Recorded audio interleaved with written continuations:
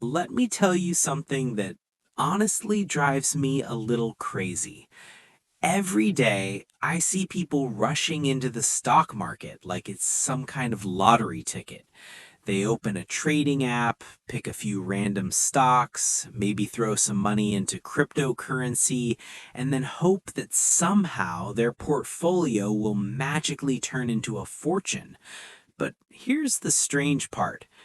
Many of those same people still carry credit card balances with interest rates over 20%. They have almost no savings for emergencies, and if something unexpected happened tomorrow, like a car repair or a medical bill, they'd have to borrow money just to deal with it. It's like trying to build a skyscraper on top of a weak foundation. No matter how impressive the building looks, eventually it's going to collapse. My name is Nick, and I spend way too much time studying how money actually works.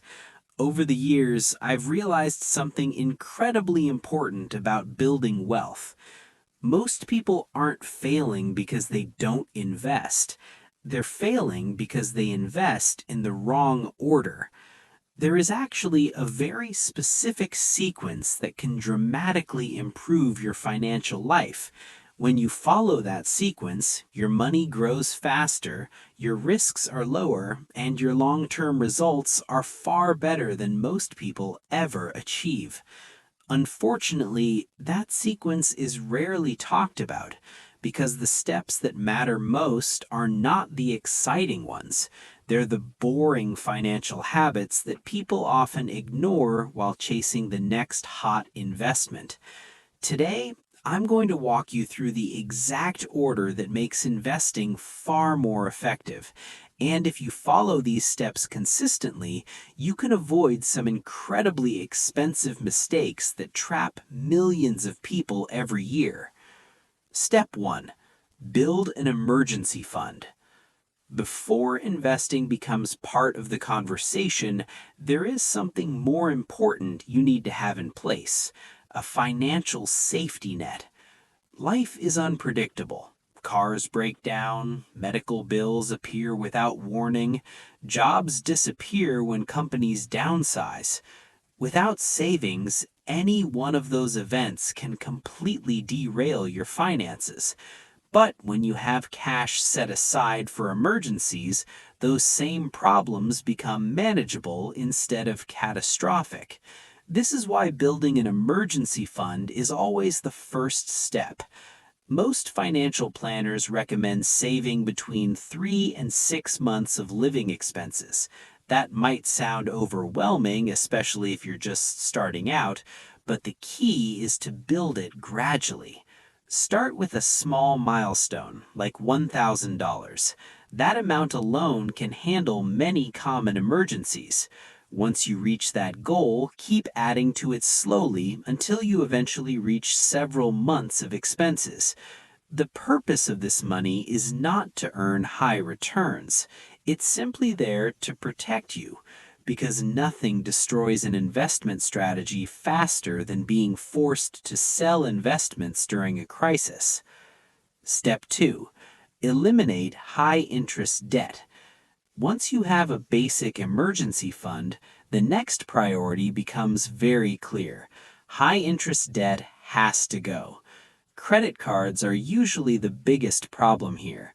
Many charge interest rates above 20%. To understand why this is such a big issue, think about the math. Historically, the stock market has produced long-term returns of around 7 to 10% per year. But if your credit card is charging 20%, that means your debt is growing twice as fast as your investments. In other words, you're losing ground even while investing. Every dollar you use to pay down high interest debt is like earning a guaranteed return equal to that interest rate. And finding a guaranteed 20% return anywhere else is almost impossible. That's why paying off high interest debt should almost always come before serious investing. Step 3. Capture your employer's matching retirement.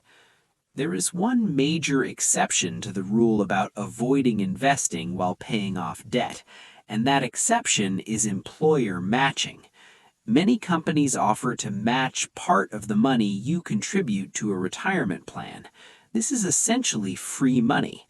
For example, your employer might match 50% of your contributions up to 6% of your salary. If you earn $50,000 and contribute $3,000, your employer might add another $1,500. That's an immediate 50% return before your investments even begin to grow. Opportunities like that are incredibly rare in the investing world. So, if your employer offers a match, you should almost always contribute enough to receive the full benefit. Step 4. Take advantage of tax-efficient accounts. Once you've handled your financial foundation, it's time to focus on growing your investments as efficiently as possible. One of the biggest obstacles investors face is taxes. Every year, taxes can quietly reduce your returns if your investments are held in the wrong type of account.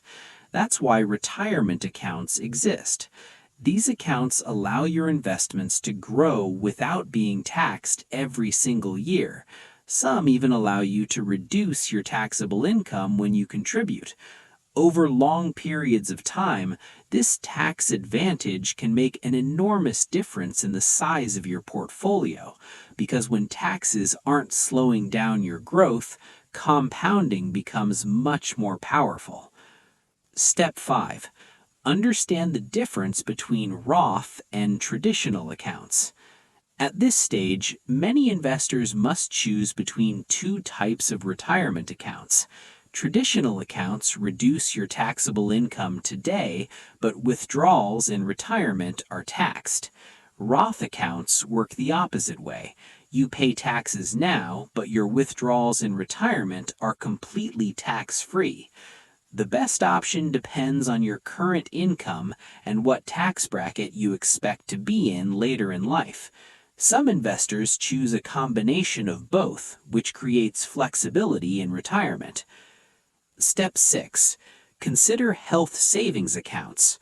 Another powerful financial tool that many people overlook is a health savings account, often called an HSA. These accounts have a unique advantage because they combine several tax benefits. Contributions can reduce your taxable income, investments grow tax-free, and withdrawals for medical expenses are also tax-free. Because healthcare costs can become extremely expensive later in life, having a dedicated account for those expenses can be incredibly valuable. Some investors even treat their HSA like an additional retirement account. Step 7.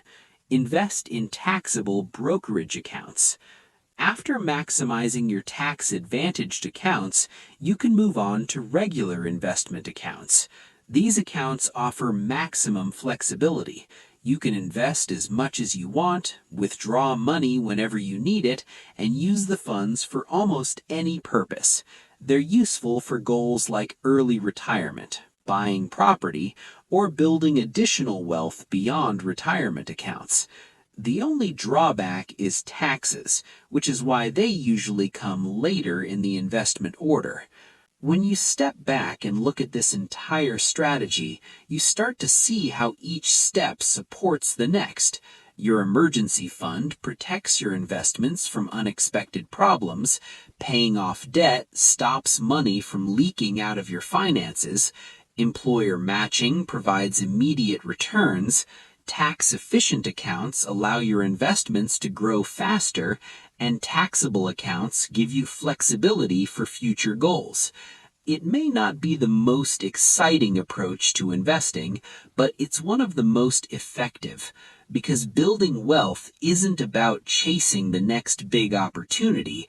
It's about creating a system where your money grows steadily over time. And when you follow the right order, that system becomes incredibly powerful. Your future self will be grateful that you took the time to build the foundation first. Thank you for watching. If you like the video of investment, please subscribe.